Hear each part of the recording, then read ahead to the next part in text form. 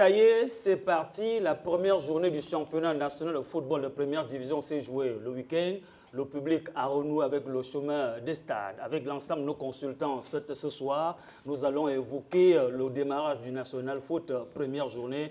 On aura l'occasion également de vous donner l'ensemble des résultats qui ont constitué bien sûr cette première journée du championnat national de football de première division. On en parle également dans le deuxième sujet de cette émission. On va évoquer la question des anciens internationaux du succès aux oubliettes. Vous le savez, Théodore Zouenguema a été appelé à l'affection des siens. Il a été enterré en Guinée équatoriale. Le Gabon a rendu hommage à Théo. Nous parlerons également dans cette émission, vous le savez, Fédération gabonaise de football, Jérôme Efonzolo, carton rouge, a reçu un carton rouge de la commission de recours, c'est-à-dire son recours a été rejeté. On va revoir le film et les analyses des uns et des autres sur le plateau. Bonsoir à tous. Installez-vous confortablement. Permettez-moi de recevoir Serge Mungengui. Bonsoir Serge. Bonsoir Rodrigue. C'est un plaisir. Le plaisir est partagé. Silence Pambo, bonsoir. Bonsoir Rodrigue Bicadé. La forme? Très bien, ça va. Comme un ballon de foot. Toujours en mouvement. Il est toujours en mouvement. Il a été en mouvement ce week-end. Hein? Ouais, très en mouvement. Très en mouvement. Très en mouvement. Pour le bonheur, le plaisir des férus du football national. Gaëtan Kouka, bonsoir. Bonsoir, M. Bicadé. J'imagine de la joie, retrouver le sommet des terrains. Écoutez, le contraste entre la joie et le fait d'être plus serré, à la suite justement des obsèques rendus à Théo, je pense que nous y reviendrons largement au cours de cette émission. Je présente Brice Dengue en dernier parce que tout simplement le public également avait besoin de retrouver le chemin des stades. Brice Dengue, c'est vrai, vous êtes supporter d'un club, mais vous êtes avant tout supporter de l'équipe nationale. Ce que dit l'équipe nationale, ça constitue bien sûr le retour du championnat national de football de première division. Le public a répondu présent à l'invitation. Avant d'être en équipe nationale, il faut d'abord être sélectionné en club. Exactement. Donc on commence par les clubs et puis après on arrive en équipe nationale. Et je me réjouis d'avoir vu quasiment dans tous les stades du pays la ferveur populaire qui renaissait. Ouais. J'espère que ça va perdurer le long de la mini-saison que nous avons à jouer. Merci beaucoup. Comment chacun de vous a apprécié, vous étiez dans les stades, cette reprise d'abord, Serge Mungengui? Oui, Rodrigue. Bon, déjà, comme l'a si bien dit Brice, hein, avant l'équipe nationale, il y a des clubs, il y a des championnats. Je dirais, je vais renchérir en disant, avant de jouer au foot, il y a toute une organisation autour. Donc, parlant de cette organisation, nous sommes partis sur une base d'un nouveau modèle, je dirais, je vais appeler ça modèle économique, qui a voulu que les choses se passent sous une forme mutualisée. Et vous savez comme moi que dans cette forme, les effets seront forcément repartis parce que nous aurons le côté sportif, nous aurons le côté économique. J'ai envie de dire, de citer le dernier côté qui est le politique, mais il faudrait simplement retenir que dans tout ce qui doit se faire dans le cadre du football, pour que le football se pratique dans des très bonnes conditions, il faudrait bien que l'environnement soit assaini. Il faudrait bien que dans cet environnement, qu'on ait beaucoup des facteurs majeurs qui pourront permettre aux principaux acteurs effectivement de déployer, de se mettre en exergue. Président Dengue, on va venir avec vous, on va d'abord regarder ce chiffre, 797 jours du 14 bien sûr, 14 samedi dernier, du 14 mai, sans championnat national de football de première division. J'imagine la joie, la satisfaction qui est autour après ces 797 jours sans championnat. J'ai plutôt envie de dire ouf, enfin. Enfin parce que on s'est demandé à un moment si on allait encore rejouer au football un jour. Vous savez, la petite expérience que j'ai dans le milieu me permet de craindre quand il y a des choses comme ça qui traînent un peu en longueur. Pourquoi? Parce que, pour la petite histoire, il y a quelques années, en 2006 exactement, quand on décide d'interrompre le football féminin, pour mieux l'organiser, on a passé à peu près une quinzaine d'années ensuite sans mettre en place un véritable championnat féminin. Donc, chaque fois qu'on disait qu'on avait arrêté pour mieux organiser les choses, je prenais peur parce que je me disais, est-ce qu'on allait un jour redémarrer? La preuve, c'est qu'on a traîné avant de redémarrer, on a sorti des solutions qui n'étaient peut-être pas les plus adaptées parce que ça montre qu'on n'était toujours pas prêt pour reprendre la compétition. Et là, arrêter ce compteur-là aux 700 jours, c'est déjà une assez bonne chose, même si le championnat va courir, même s'il va être très court, mais c'est déjà bien que les sportifs en premier retrouvent la compétition pour, retrouvent l'envie de vivre, la joie de vivre. Gaëtan Kouka, au-delà de la satisfaction de Brice Inengue, au niveau bien sûr dans l'ensemble, est-ce qu'on peut se poser des questions sur l'état de forme physique des joueurs, vous qui avez été joueur? Oui, beaucoup d'interrogations à ce niveau. Il ne faut pas oublier que quand on parle de 2 années, nous sommes dans les années bissextiles, mais en termes d'années sportives, nous sommes à 3 années d'inactivité. Donc c'est lourd dans les organismes, dans les esprits. Mais cependant, il est quand même intéressant aujourd'hui de rectifier un certain nombre de choses parce que tout le monde reprend avec beaucoup de récurrence et de force le championnat. Moi, je veux quand même lever l'équivoque, donc pour ne pas dire la nuance. Nous sommes dans un tournoi parce qu'il y a une nuance entre un tournoi et un championnat. La différence se trouve au niveau de la durée. Vous avez ici, pour certains championnats qui durent 2 mois, ça ne s'appelle pas championnat, ça s'appelle tournoi. Un championnat, selon les normes de la CAF, la FIFA doit durer minimum 7 mois, sinon 9 mois, 10 mois. C'est ça un championnat. Donc restons dans la configuration et dans la dénomination de tournoi. Ensuite, derrière, cette reprise qui est effective, heureusement, M. Inengue l'a si bien dit, c'est un véritable ouf. Maintenant, après, nous allons essayer d'apprécier, d'évaluer et de juger. Déjà, en l'état, nous constatons qu'il y aura une lecture transversale parce que les infrastructures sont-elles prêtes? Il y a eu des écueils de ce côté. En mettant en valeur justement la qualité des entraîneurs, puisque selon les recommandations, ce sont les entraîneurs CAF qui devront maintenant exercer. Donc, ensuite, derrière, nous aurons la qualité des joueurs. Donc, il y a tout un ensemble d'éléments que nous devrons, dont nous devrons avoir un regard dessus pour pouvoir juger sur la longueur et sur la durée. Mais en l'état, je préfère déjà en tant qu'ancien sportif demander et solliciter la part du grand public beaucoup de clémence parce qu'après 3 années d'inactivité, ce n'est pas facile de relancer la machine. Et je pense qu'on commencera à revoir les joueurs à leur véritable niveau au niveau de la 6e, 7e journée. Solange Pambo, je vais vous donner la parole, mais on va regarder l'ensemble des résultats qui ont constitué bien sûr la première journée du championnat national de football de première division. Solange Pambo, quand on regarde, le centre de formation Mounana a été battu de 0-2 face à Pélican. Bien sûr, et c'est d'ailleurs l'une des belle promesse de ce tournoi, cher à Gaëtan Kouka, évidemment, qu'il y ait ces équipes dites moyennes qui viennent bousculer la hiérarchie. Et cette victoire de Pélican montre jusqu'à quel niveau certains clubs situent leurs ambitions dans ce championnat de première division de football de notre pays. Donc, belle victoire de Pélican face à Mounana, même si, bon, on est tous d'accord autour de la table que Mounana reste peut-être Mounana que de nom, qu'il y a un travail à refaire.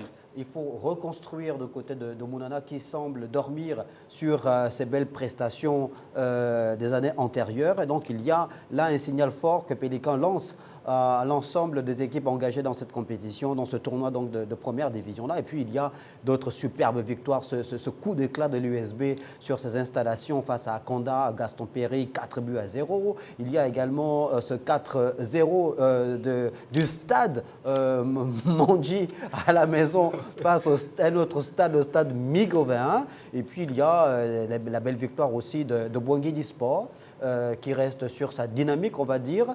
Et puis, bon, Manga Sport qui a été accroché. Peut-être la surprise de cette première journée, parce que, bon, on pensait que Manga avait les moyens de pouvoir pas marcher, mais quand même remporter les 3 points de la victoire face à l'Ozosport. Mais ça montre aussi, comme on l'a dit, que ce championnat pourrait être, ou ce tournoi, pardon Gaëtan, ce tournoi pourrait être âprement les institutions disent championnat. Restons dans le respect des institutions. Non, nous on est des techniciens aussi.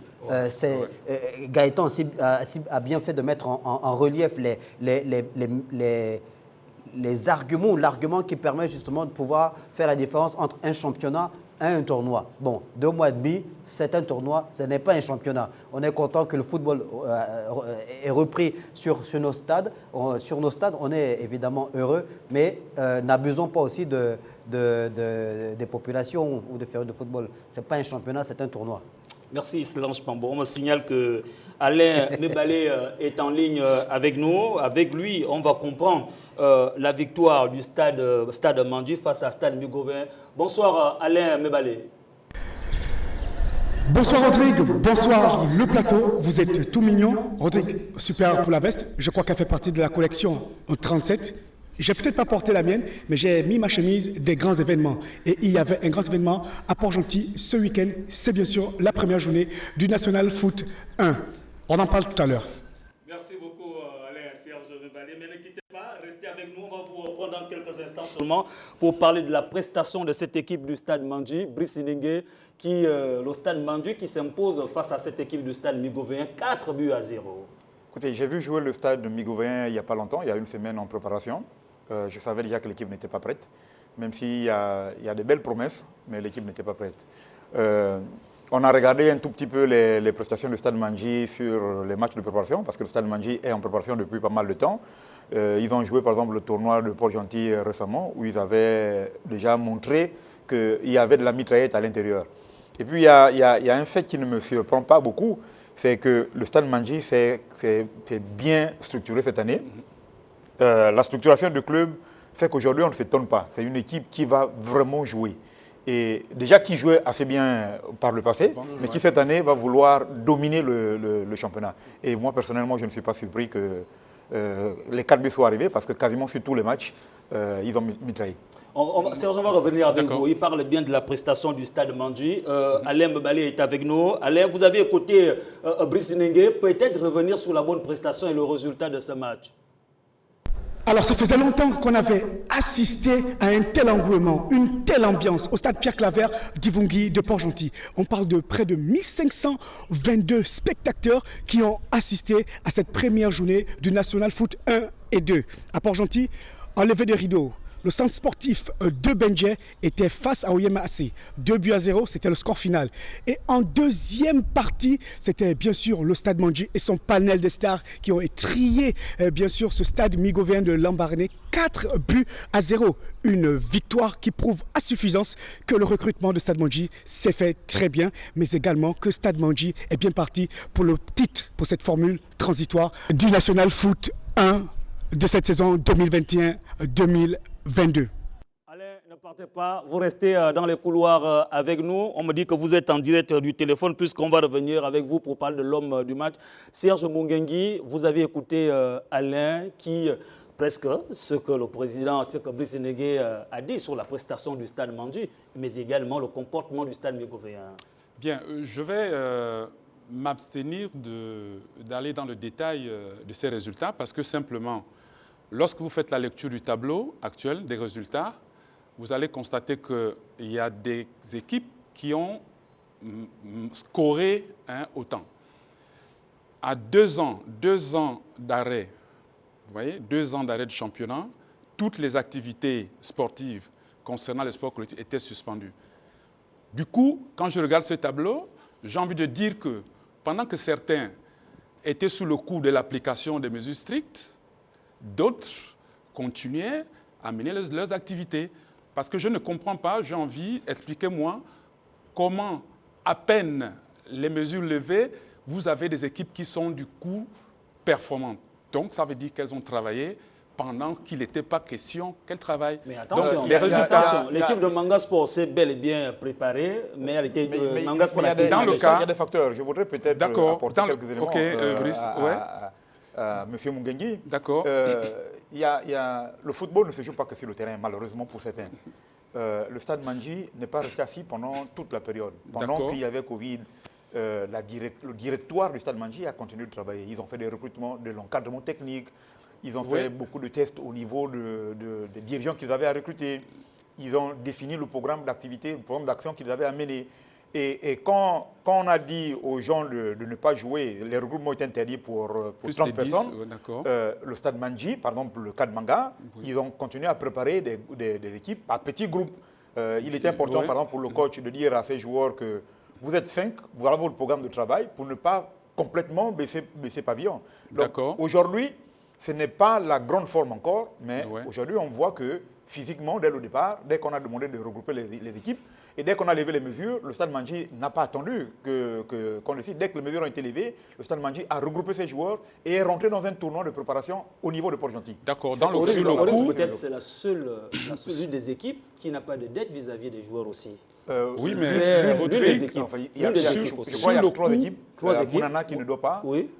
Manga Sport Stade et Mandji. le Stade Mandji. Et Stade Mandji. Sur le coup, j'attendrai la 3e journée pour me prononcer. Mais nous dans ce tous, cas. on Voilà. va attendre un peu la 2e, la 3e À la journée pour limite, essayer de voilà. porter des jugements. Parce que les équipes qui sont dites, en fait, qui étaient faibles à la première journée, vont aussi avoir du rythme après. Oui. Donc forcément, les forces vont se rééquilibrer et peut-être que le championnat va être meilleur. Slange Pambo, on va revenir avec vous dans quelques instants. On me dit qu'Alain est toujours là. Alain, peut-être nous évoquer l'homme du match. Qui était-il?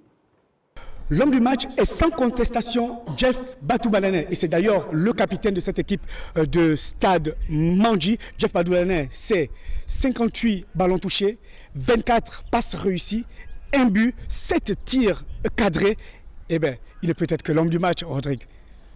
Merci beaucoup Alain. Nous espérons vous retrouver très prochainement. Ok. Allez les gars, on se retrouve la semaine prochaine.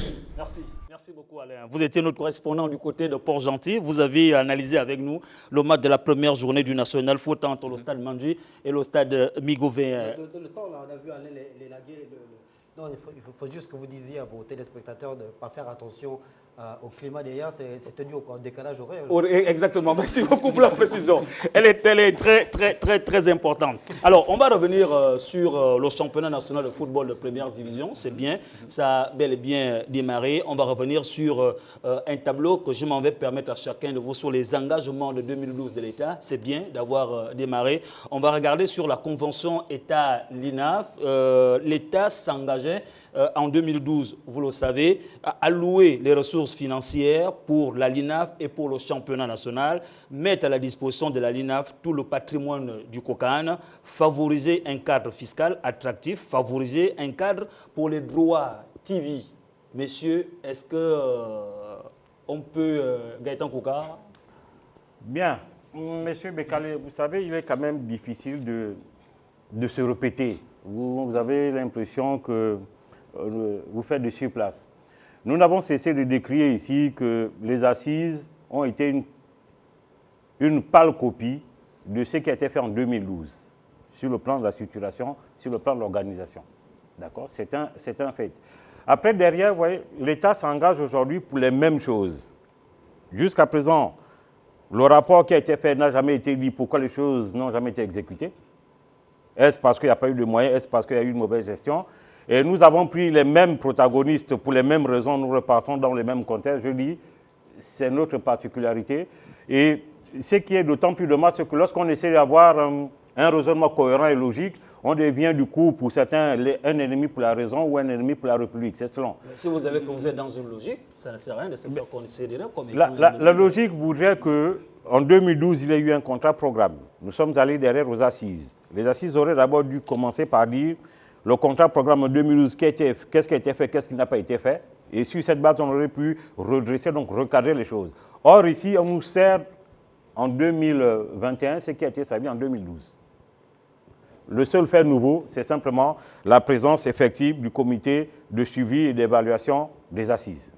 Serge Mongengue, sur les obligations, c'est le deuxième tableau qu'on va vous présenter, sur les obligations de la Ligue nationale de football, toujours dans la convention État-LINAF. Les obligations de la LINAF, organiser un championnat d'élite professionnel, planifier les besoins d'utilisation du patrimoine issu de la CAN 2012, transférer les ressources financières au club et contrôler l'utilisation, repartir des revenus des droits TV et les sponsors à la billetterie. Si vous permettez, je voudrais terminer sur la question. Pardonnez-moi, M. Mugengi. Oui, vous avez un championnat qui est financé, on dit à 100% par l'État, d'accord, mais qui malheureusement au niveau des structures fait appel à des structures privées. Donc cet argent qu'on verse dans ces structures privées aurait pu servir pour l'entretien des stades comme Angoundji, les stades qui sont propres à l'État, parce qu'en 2012, en 2017, lorsqu'on a organisé les différentes CAN ici, on a eu à investir sur le plan structurel et sur le plan infrastructurel. Quelles sont devenues ces structures-là? C'est la question qu'on pose à Serge Mongengue. Quelle est la garantie aujourd'hui sur le respect des nouveaux engagements des deux parties? Je pense qu'on a tous les réponses. Nous avons tous constaté que la première expérience n'a pas abouti. J'entends par première expérience le premier championnat professionnel qui a été lancé en 2012. Et je veux même la dénommer la première phase. puisque nous sommes toujours dans le processus. Nous sommes partis de 2012, je crois, jusqu'à 2020. On considérait que nous étions dans la première phase. Et ayant marqué un stop pendant près de 2 ans, Dieu merci, avec la coïncidence du cas de force majeure, ça nous a permis de pouvoir nous retrouver en tant qu'acteurs majeurs autour de la task force. Et aujourd'hui, il y a des recommandations qui ont été données. Il y a un comité de suivi qui planche dessus. Malheureusement, nous sommes partis sur une phase transitoire, d'où ce que moi je vais appeler un championnat, parce que, imaginez-vous. Serge Mungenge, ouais. Ça c'est de la littérature, ça c'est Ouais. le discours. Qu'est-ce qui est fait? Qu'est-ce qui doit être respecté exactement? Mais tout ce qui doit être respecté a été consigné Pourquoi dans ça n'a une pas été convention. respecté? Non, au départ, non. On ne peut plus revenir sur le constat qui a été fait à l'époque. Voici pourquoi tout a été réajusté. Si nous sommes partis aujourd'hui, si nous partons sur la base d'une convention et de la mutualisation, c'est forcément à cause des effets qui ont été laissés par la première phase. Donc, c'est des mesures, si vous voulez, correctionnelles.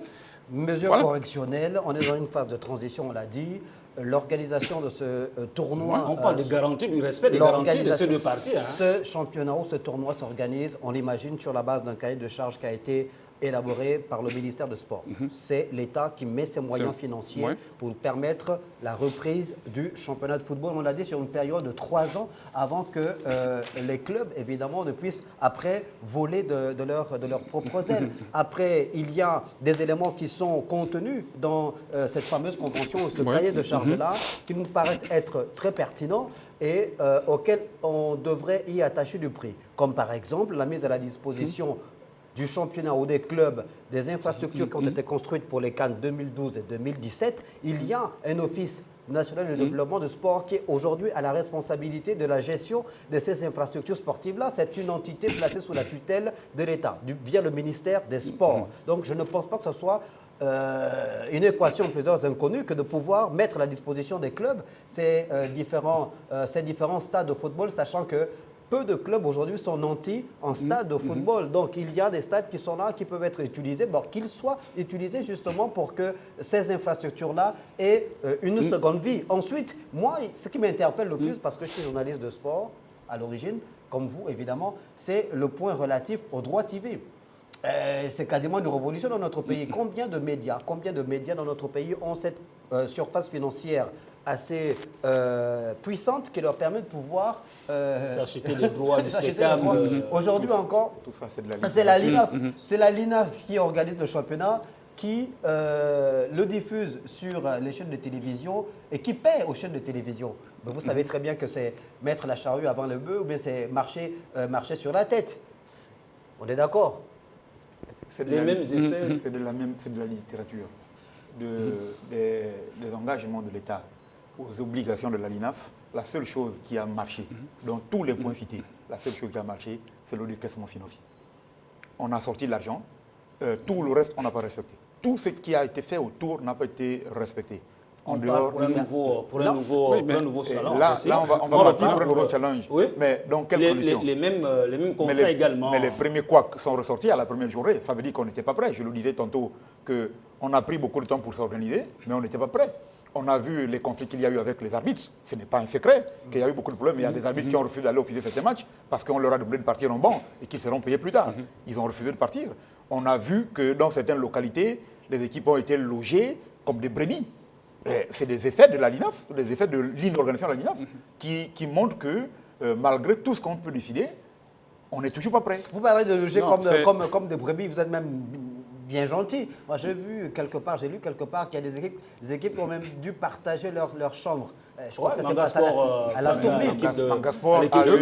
Comme également on a vu un arbitre originaire d'OIM arbitrer un match de l'USB au stade Gaston Perel d'Héritage. C'est souvent le même phénomène, on l'a vu. C'est souvent. Après, il y a eu des explications. C'est source de conflit. C'est souvent source de conflit. L'arbitre de match de Manga, il vient d'où? Il vit où? À la Sourville, d'accord. Mais nous avons compris les explications parce que la ligne a eu quelques petits soucis de décaissement pour faire le choix des arbitres. Oui, mais le souci de décaissement, mais on est sur un championnat. qui était supposé être déjà planifié. Non, c'est la, 2 la mois première avant. journée. Accordons un bénéfice du doute. C'est la première Accordons journée quand qui lance le championnat. Oui, c'est la Il première ne faut pas journée. qu'on arrive Je à ces comprends. erreurs-là. On ne peut pas me demander, moi, d'aller arbitrer le match de mon village. Parce que moralement, c'est mon village quand même. Non, Monsieur mais Mengue, vous savez Rodrigue, ce pourquoi qui est ça bien- arrive? C'est simplement parce que lorsqu'on l'a dit ici, il n'y a pas eu harmonisation. Les arbitres qui ont une certaine compétence, on parle ici des arbitres FIFA, qui sont au nombre de 11 ou 13, ont été surpris de constater qu'on leur avait imposé une prime. Et ayant revendiqué pour dire nous ne le reconnaissons pas, donc pour en rattraper les choses parce qu'il était impératif pour certaines personnes de lancer le championnat, donc en rattrapant, on a dû appeler certaines personnes, ce qui explique pourquoi on a retrouvé certains arbitres sur la piste. D'accord? C'est ça le débat. Mais comment, Donc, comment un arbitre ne peut pas se reconnaître dans ce qui est Non, versé monsieur- comme monsieur- prime? monsieur Sachant Bekale. Gaëtan Kouka, il faut aussi qu'on soit un peu plus clair dans la décision, dans la prise de décision. Monsieur Bekale. Les arbitres, chaque acteur Oui, mais est c'est ce toujours qu'on vous présent. dit. Il y a une les désignation. anciens footballeurs sont représentés, les arbitres sont représentés, peut-être des associations et les journalistes qui ne sont pas Alors, représentés dans plusieurs. qu'est-ce qui explique que les arbitres puissent dire 48 heures avant le démarrage du championnat que nous ne reconnaissons pas? Par conséquent, si nous ne rentrons pas en négociation pour revendiquer un droit, nous levons le pied. Mais c'est simplement parce qu'en amont, il n'y a pas eu harmonisation. On va aborder la prochaine fois cette question. On va d'abord voir l'évolution Slange Pambo, la deuxième journée, pour essayer d'observer s'il y a encore ces manquements. Passons au deuxième sujet de cette émission. Vous le savez, les anciens internationaux du succès aux oubliettes. Théodore Dzinguema est décédé il y a un mois de cela. Il a été inhumé à Bata, en Guinée équatoriale. Sinon, chez lui, à Mongomo. Vous l'avez connu. Un mot, chacun de vous, avant de rentrer dans le vif du sujet. Quel souvenir chacun garde de Théo? Bien, j'ai eu l'honneur et la chance déjà de rencontrer Théo comme adversaire. Je crois que nous étions dans les années 94. C'était à l'Omnisport lors d'un match Delta FC USM. J'étais gagnant de but de l'équipe adverse. Ce jour, il avait marqué 3 buts. J'avais pris 3. Et j'ai réalisé le lendemain que c'était le seul monsieur qui avait marqué les 3 buts en prenant le journal. Oui, le lendemain, en prenant le journal, j'ai réalisé que j'avais pris les 3 buts du même garçon. Du même garçon. Ça, c'était comme adversaire. Deuxième point, je regagne l'USM. Je crois nous jouons à Lambaréné contre Saïgali. Nous sommes menés au score d'1 but à 0. C'est Théo qui va courir, récupérer le ballon, le déposer au centre, demander au gars de jouer. Et c'est lui qui va devoir réduire le score. Donc, résumé ainsi, Théo, c'était un monsieur. Bézédégué, qu'est-ce que tu retiens de lui? Qu'est-ce que vous retenez de Théo? Beaucoup de choses, beaucoup de bons souvenirs. Le premier, c'était le propriétaire du Chabat. Vous savez que quand on allait au stade, j'étais plus jeune bien sûr, quand on allait au stade et qu'on savait que Théodore allait jouer, surtout avec l'équipe nationale, on était sûr qu'il y a quelque chose qui allait se passer sur le terrain. On était convaincus qu'à tout moment, il pouvait faire un miracle. Quel que soit l'adversaire, on n'avait pas peur parce qu'on savait que sur le terrain, on avait Théo. Et Théo, c'était quelqu'un qui pouvait te changer à lui seul tous tes matchs. De par sa finesse, de par sa technique, de par sa vitesse, il pouvait te changer tous tes matchs. Et ces souvenirs me sont restés gravés dans la tête. C'est vrai que plus tard, j'ai appris à connaître l'homme, pas le footballeur, à connaître l'homme, avec qui j'échangeais régulièrement, qui m'expliquait un peu son projet à Bata et qui me donnait de temps en temps des conseils pour mieux orienter les supporters. C'était un bon vivant, Théo. Gaëtan Kouka. Mais en image, on va regarder le nombre de sélections, de buts également de Théodore Dzinguema pendant qu'on donne la parole à Gaëtan Kouka, ce qu'il a retenu de l'existence de vie de Théodore Dzinguema. Un immense talent et quelqu'un de très modeste.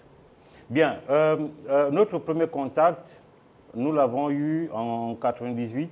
Nous étions en mai 98, justement un stage en France, donc conduit par le coach Devez et le coach Kossi à l'époque. C'est en ce moment que j'ai fait la connaissance de Théodore Dzinguema. Et c'est justement au sortir de ce stage qu'il a été retenu par le SCO d'Angers. Donc, généralement, nous avons établi une certaine complicité. La preuve, on s'appelait Koulio. C'était un code. Quelqu'un de très talentueux et très, très déterminé. Cependant, M. Bekale, parler de Théo en 2 lignes, c'est minimiser l'immense carrière de l'homme. Et dans votre intitulé, vous avez dit du succès aux oubliettes. J'ai quand même envie de pousser un coup de gueule, permettez-moi l'expression, pour dire, et là je m'adresse aux autorités, pour dire que il y en a marre. On va y revenir. La question y est. Slange Bambo, avec vous, on va regarder un peu l'ordre de passage de Théodore Zwingema d'abord en image. Théodore Zwingema est passé par plusieurs clubs. Oui, passé par plusieurs clubs. On peut le considérer comme une sorte de globetrotter. C'est un leader. Il faisait preuve de leadership naturel grâce à ses qualités techniques, évidemment. Il avait une qualité technique au-dessus de la moyenne. Il a eu cette particularité quand même de jouer, notamment en équipe nationale, une période où il y avait peut-être moins de footballeurs qui tranchaient par rapport à leur qualité. Si vous prenez l'équipe d'Azingo des années, milieu des années 80 jusqu'au début des années 90, quand on se qualifie d'ailleurs pour notre première Coupe d'Afrique des Nations de football, il y a une flopée de joueurs de très bonne qualité sur le plan technique, que ce soit les gardiens, les défenseurs, les milieux ou les attaquants. Et quand Théo brille, ils sont moins quand même, mais il était au-dessus de la moyenne et on peut le considérer comme étant d'ailleurs le grand bonhomme qui nous a permis de revivre avec les sensations d'une Coupe d'Afrique des Nations de football. Il faut quand même se rappeler qu'on a quasiment fait 96, on est qualifié, 98, 96, oui, 98, il nous qualifie pour la Coupe d'Afrique de Nations de football avant qu'on ne fasse cette traversée du désert de 10 ans. Donc c'était un garçon très technique. Humainement attachant parce que très, très modeste, très poli, très ouvert. Voilà, donc c'était un grand monsieur du football. On a fait le tour de ce que chacun retenait de Théodore Zwingema. Gaëtan Kouka, on revient avec vous. Comment expliquer son retour en Guinée équatoriale après des services rendus à la nation? Mais écoutez, c'est une question qui inclut un débat personnel entre Théo et sa famille. Donc le choix n'incombe pas à la modeste personne que je suis ou à qui que ce soit. Sa famille a décidé de l'inhumer à Mongomo pour des raisons dont la famille détient le secret. Mais cependant, je voudrais quand même dire ici, du moins avec force et beaucoup de vigueur, pousser un cri de gueule pour dire qu'il y en a marre. Il y en a marre tout simplement parce que Zwingema, selon moi, était enterré et avec lui, Jean-Fidèle Dilamba, Serge Jocelyn Bayonne, Foster Okorogo, Germain Mendorme et tous les autres. Régis Manon, d'accord. Les seuls qui ont quand même eu les honneurs, vous avez eu Bro Apanga et Gimbina. Tous les autres, je m'excuse, ont été enterrés comme des indigents. D'accord, je pèse bien mes mots. Ont été enterrés comme des indigents. Nous ne pouvons pas comprendre, M. Bekale, lorsque un officier meurt, le corps d'armes lui rend les honneurs au camp. Lorsqu'un député s'en va, le corps est exposé à l'Assemblée nationale. Théo est décédé en Guinée équatoriale. Il est inhumé en Guinée équatoriale. Quelle logistique avons mis nous en place pour rendre hommage à Théo? Pour la population. L'État était représenté. C'est la question que je pose. Non, ne confondez pas la délégation. Non, je vous dis, l'État était représenté. Monsieur Bekale, ce n'est pas ça le débat. Du directeur de cabinet du ministre de la Jeunesse. Monsieur Bekale, c'est une délégation qui se rend. Le débat n'est pas à ce niveau. Non, je vous précise, je vous donne les éléments de ceux qui ont représenté l'État. J'en arrive. Non, représenter l'État. Sur le plan national, a-t-on eu un lieu bien précis où l'État organisait un recueillement pour que la nation entière puisse rendre hommage à Théodore Zwingema? Mais pourquoi les anciens footballeurs aussi ne sont pas organisés? Bien. C'est pourquoi j'en arrive. Vous avez dit lorsque l'officier meurt... Autant il y a eu l'État, autant on se rend compte avec tout ce qui arrive que même dans le malheur, même dans le malheur, les gens n'arrivent pas à taire leurs égos pour parler d'une seule voix. Et ça, c'est plutôt dommage. Vous avez l'association des entraîneurs gabonais. Vous avez l'association des footballeurs professionnels du Gabon, vous avez l'association des footballeurs gabonais, qui n'ont pas pu s'asseoir justement pour définir ensemble d'un cadre dans lequel nous devons inhumer notre frère. Et moi, je dis que c'est tout à fait scandaleux. À qui la faute? La faute justement aux individus. Serge Mungengui, l'après-carrière, on parle sur, comment on appelle ça, l'insécurité sur le plan social des anciens footballeurs aujourd'hui. Gaëtan Kouka a évoqué la question malentendue, des querelles, des divisions. Je crois que sur cette question, bien entendu, le problème demeure, il est entier. Hein, parce que On a toujours pensé que en se réunissant en association, c'était pour trouver beaucoup de facilités dans tout ce qui concerne les problèmes des uns et des autres. On parle ici des footballeurs. Mais je suis quand même au regret de constater que jusqu'à ce jour, les choses ne se passent pas telles que souhaitées. Vous avez vu comme moi, c'est un groupe, je dirais un groupe d'amis de Théo qui déclenche ce processus en se rapprochant de la tutelle. Bien entendu, ils sont reçus sachant très bien qu'il y a 2 associations. D'accord. Voilà. C'est un groupe qui se démarque en se rapprochant de la tutelle. Ils ont été reçus. Certainement, vous savez bien, dans les administrations, le mode de fonctionnement, les autorisations, les process dans les décaissements. Bon, du coup, certainement, ils n'ont pas eu gain de cause. Indépendant de cela, ils se sont organisés autrement. Il fallait procéder par des cotisations, mais une fois réunis tous ces moyens, le souhait aurait été quand même qu'on se rassure, c'est-à-dire qu'on appelle les 2 autres associations, y compris les amis, afin qu'on harmonise. Mais malheureusement, je vous dis, malheureusement, c'est une situation qui commence à perdurer et je serais vraiment très gêné de commenter cette situation dans le cadre du décès d'un frère qui, il n'y a pas longtemps, a été inhumé. Quelle est la responsabilité des anciens footballeurs? Elle est totale. Elle est totale. Et avec les anciens footballeurs, quasiment tout le Gabon. Y compris Gaëtan Kouka. Y compris Gaëtan Kouka, il ne va pas se dédouaner. Puisqu'il est membre de l'association. Ça, je ne le dis pas, je ne l'affirme pas, parce que je n'ai pas vu sa fiche d'adhésion. Le problème de Théodore ne peut pas être résumé à uniquement les footballeurs. Théodore était un joueur... Mais on reste d'abord dans le cadre de sa famille du football. J'y arrive. Théodore était d'abord un soldat du Gabon. Un soldat du Gabon. Quand un soldat meurt, que ce soit sur le champ de bataille ou ailleurs, il y a des honneurs dus à un soldat. Théodore n'était pas simplement un joueur gabonais.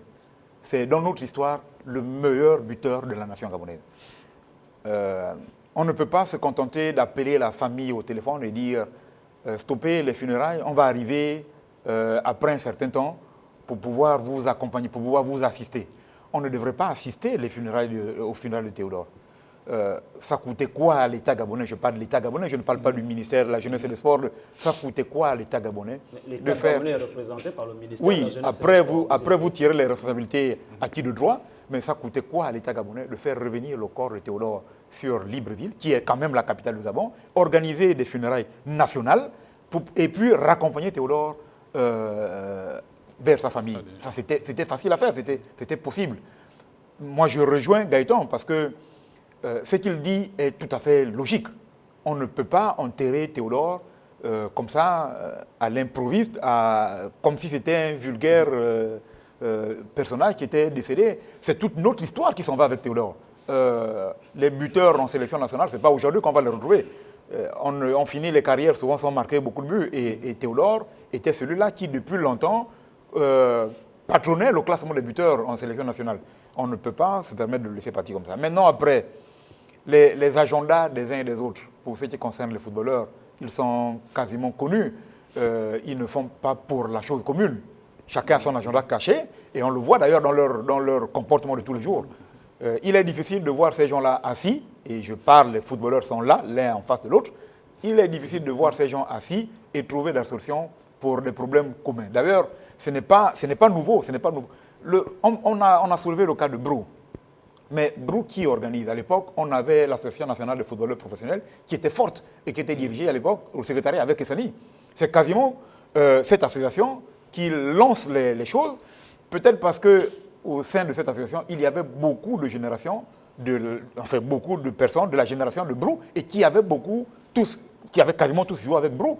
Et donc, il décide de prendre... Mais Kessani a joué avec Zouingema, Cédric Moumbamba a joué avec Zouingema. Oui, mais tu parles des individus qui ne sont même pas membres des associations de footballeurs.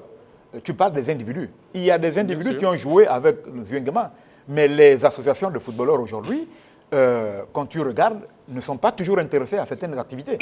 leur activité favorite, c'est les primes de joueurs, les retards de paiement. C'est la seule activité favorite aujourd'hui de nos associations de footballeurs.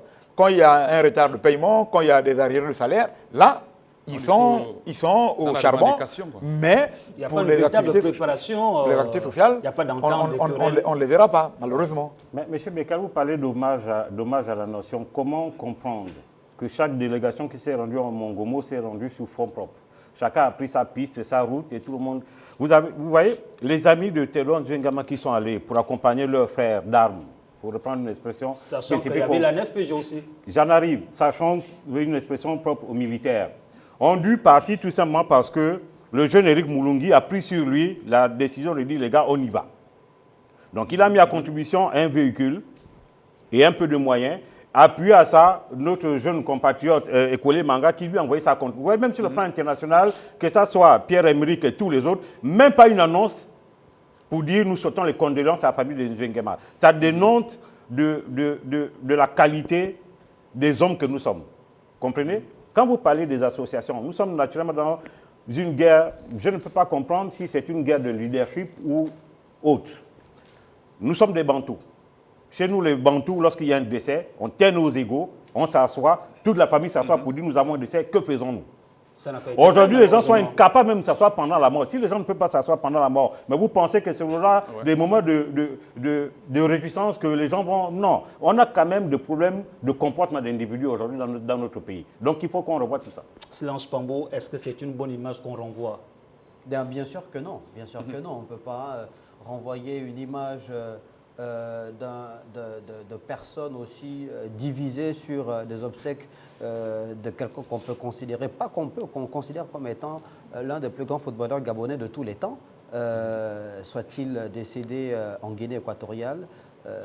Ça fait quand même désordre, ça a montré une fois de plus justement toutes ces divisions aujourd'hui qui ont pignon sur rue dans la planète football dans notre pays. C'est scandaleux, j'ai même envie de dire que c'est honteux. C'est quand même honteux, en fait. On parle de quelqu'un qui a porté sur ses épaules la nation, voilà, le Gabon, que de faire les choses. Finalement, on a même l'impression que, bon, on l'a accompagné, peut-être par la force des choses, peut-être parce qu'il y a eu des voix qui se sont levées, notamment sur les réseaux sociaux. On a quand même vu le communiqué de Paul-Ulrich Kessani, le texte sur sa page Facebook. C'est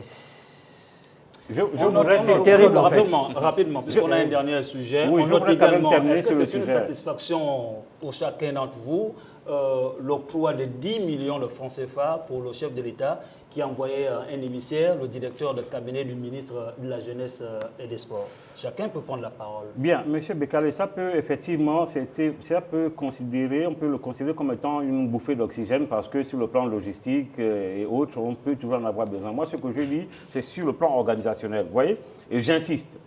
Vous avez le président Morvan Nonda, je vais le citer, qui a été joint par les autorités, lui demandant de mettre en place, de regrouper dans un délai relativement court un certain nombre de personnes. Il y avait 25 personnes, dont des internationaux dans le lot, qui devaient regagner Mongomo pour accompagner Théo dans sa dernière demeure. Malheureusement, ils ont été tournés en dérision jusqu'à la dernière minute. Et ce n'est que le mardi à 18 h que M. Morvan et ceux qui l'accompagnaient ont dû organiser au niveau de la mairie du 5e arrondissement, donc à Sogatol, un petit endroit pour nous recueillir. Nous étions à peine une cinquantaine. Mais aux dernières nouvelles, on nous faisait savoir que les anciens footballeurs qui étaient partis pour se rendre du côté de Mongomo via le ministère de la Jeunesse et des Sports ont exigé les frais d'émission. Non, les joueurs ont les accords de ce que je sais, et les gens pourront le démentir. Est-ce que c'est d'abord vrai? Non, moi, je n'ai pas cette information. Moi, l'information que j'ai, c'est que lorsque M. Ndonda est joint, parce que, étant président de l'association des footballeurs gabonais, il a dit, nous y allons, nous aurons naturellement, confrontés à un problème de logistique, en termes de nutrition, en termes d'hébergement. Voilà ce que les gens ont demandé. Maintenant, pour ce qui est des primes, je pense que M. Ndonda est là et les concernés sont là. Ils ont l'occasion de démentir. Je dis, le fait déjà que les gens puissent se démobiliser à 4 h du matin, 4 h, certains envoyés pour 8 h, 8 h, 9 h, les gens se sont retrouvés jusqu'à 14 h, 15 h à, comment vous appelez ça, à la station-service Petro-Gabon, pour ne pas la citer. Le ministère n'a jamais envoyé de bus pour que ces gens puissent régulariser Mongomo. Ce n'est qu'au sorti de là qu'il y a eu une réunion de crise à lui, où ils ont décidé à la suite d'organiser, avec les petits moyens qu'ils avaient, des obsèques pour Théo. Voilà où nous en sommes. Je voudrais remercier également ici une dame, Bérangère Minan, qui a tout fait auprès de la famille de Théodore Zwingema pour attendre la délégation gabonaise. Vous savez très bien qu'en Guinée équatoriale, une fois vous décidez, un jour plus tard, et puis on va... Vous êtes inhumé. Vous êtes inhumé. Bérangère Minan a tout fait pour que la partie gabonaise puisse être présente et discuter avec la maman de Théo, les parents de Théo, pour qu'elle puisse attendre. Monsieur Descalmes, nous en parlons avec un ton extrêmement grave et je sors dessus. Vous voyez, je disais, Monsieur Diramba Fidèle, arbitre international décédé comme un indigent. Monsieur Serge Rossin Bayonne, international gabonais, peut-être pas la même stature. La reconnaissance, c'est une chose. Enterré comme un indigent. Foster Oborowo, enterré comme un indigent. Ils sont nombreux, j'en passe. La question que j'ai envie de poser, en regardant nos autorités, nos associations, à qui le tour? Regardez cette caméra. À qui le tour, messieurs les autorités? À qui le tour, messieurs les présidents des associations? Que ce soit des entraîneurs, des joueurs professionnels, des joueurs professionnels gabonais. À qui le tour? La question reste posée. Cette question nous amène à aborder le dernier sujet de cette émission. Vous le savez, la Fédération gabonaise de football est privée toujours de son président, Pierre-Alain Mungengui, qui fête un mois aujourd'hui depuis qu'il a été élu à la tête de la Fédération gabonaise de football. C'était à Lambaréné.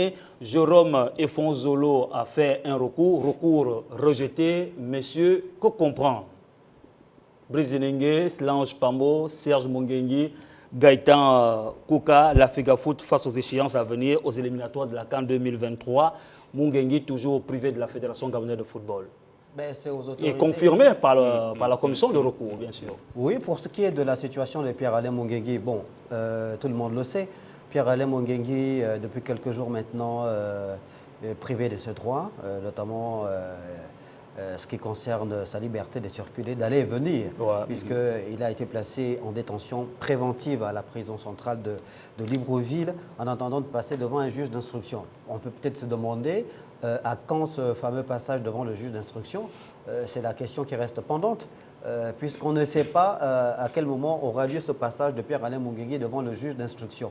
En attendant, il continue de croupir à la prison centrale de Libreville pour des faits qui n'ont pas encore été jugés. Il faut quand même le rappeler aussi.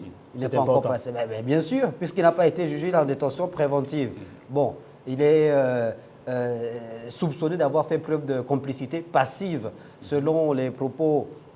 Semble-t-il, on n'a personne autour de la table n'a lu la fameuse déposition ou le procès verbal de la confrontation qui a eu lieu dans les services de la contre-ingérence et la sécurité militaire, je crois, le B2, entre Pierre-Alain Mungengui et donc Parfait. Ancien footballeur. Ancien footballeur, faut le rappeler, c'est important. Et ancien footballeur, évidemment. Et puis bon, on a vu récemment, il y a 3-4 jours, des vidéos, une vidéo du même Parfait Ndong qui avait fait cette confrontation avec Pierre-Alain Mungengui au B2 circuler sur les réseaux sociaux, vidéo dans laquelle Ndong Parfait s'étonne de savoir qu'il y a certaines personnes qui sont en liberté, alors qu'il s'était également rapproché de ces personnes-là pour tirer la sonnette d'alarme sur ce qui prévalait au sein de la Ligue de football de l'Estuaire dans le milieu de football en matière de pédocriminalité. Bon, donc on a l'impression qu'on est face à une situation de deux poids, deux mesures ou de gestion de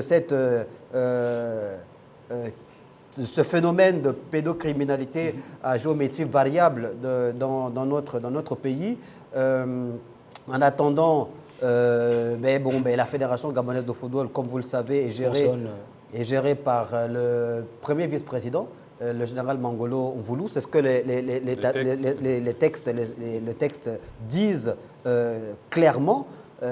Peut-être devrions-nous être un peu plus précis par rapport à la situation, puisque personne ne sait jusqu'à quand Pierre-Alain Mungengui sera privé de sa liberté. Personne ne sait. Qu'adviendra-t-il de la FEGAFOOT durant cette période? Il faut donner cette explication-là aux téléspectateurs pour qu'ils sachent exactement vers où on va. Oui, est-ce qu'on va vers Gaëtan Kouka, combien de temps faut-il pour constater la vacance au pouvoir?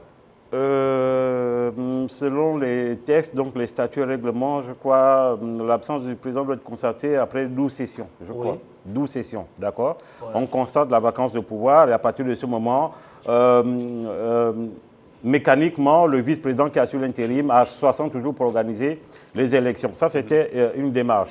Bien, maintenant, après, vous étiez sur le recours de M. France Zolo. Moi, je m'étonne quand même de ce que beaucoup de Gabonais reprennent avec beaucoup de force, que l'élection est derrière nous. Non, l'élection ne peut pas être derrière nous. Entendu qu'il y a un recours, sur le tant plateau, que... personne tant sur que- le plateau n'a tant dit que- que l'élection est Pas de derrière nous, nous. il parle de certains Gabonais. pas de- Tant que- Nous sommes des Gabonais. Non, pas nous. Monsieur Bekale, tant qu'il y a un recours qui est encore en gestation, l'élection court toujours. Parce que l'élection, c'est avant, pendant et après. Donc, nous sommes toujours dans les procédures indiquées par le Code électoral. Notamment, le Code électoral, dans son article 13, spécifie bien que si un candidat se sent lésé, il a 72 heures pour introduire son recours. Et la commission électorale qui reçoit le mandat, d'accord, la correspondance, a l'obligation de... Non, le secrétaire général qui reçoit, et le secrétaire général transmet la requête au niveau du président de la commission électorale. Après être entré en possession du courrier, la commission électorale a 72 heures, non, 48 heures pour répondre positivement ou négativement à la requête. Brice Ningué, est-ce qu'on peut s'attendre à une normalisation?